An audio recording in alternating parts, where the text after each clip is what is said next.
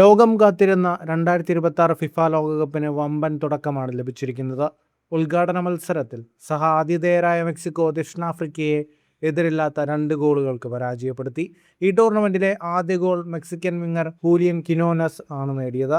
കളി തുടങ്ങി വെറും 9 മിനിറ്റുകൾക്കകം ഹൂലിയൻ കിനോനസ് ഈ ചരിത്ര ഗോൾ സ്വന്തമാക്കി.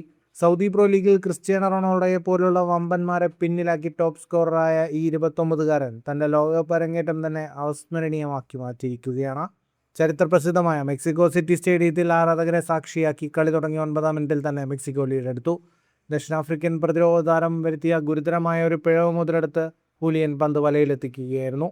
2006 ലോകകപ്പിൽ കോസ്റ്റാറിക്കയ്ക്കെതിരെ ജർമ്മനിയുടെ ഫിലിപ്പ് ലാം 6-ാം മിനിറ്റിൽ ഗോൾ നേടിയതിനു ശേഷം ഒരു ലോകകപ്പിൽ പറക്കുന്ന ഏറ്റവും വേഗതയേറിയ ആദ്യ ഗോളാണിത്. ഇതോടെ തൻ്റെ ലോകകപ്പ് അരങ്ങേറ്റത്തിൽ തന്നെ ഗോൾ നേടുന്ന താരങ്ങളുടെ അപൂർവ പട്ടികയിലും ഹൂലിയൻ ഇടം പിടിച്ചു. ഈ ഗോൾ ഒട്ടും അപ്രതീക്ഷിതമല്ലെന്ന് ഹൂലിയൻ്റെ സമീപകാല ഫോം പരിശോധിച്ചാൽ വ്യക്തമാകും. സൗദി പ്രോ ലീഗിൽ അൽ ഖദീസിയ താരമായ ഹൂലിയൻ കഴിഞ്ഞ 2025-26 സീസണിലെ ടോപ്പ് സ്കോററായിരുന്നു.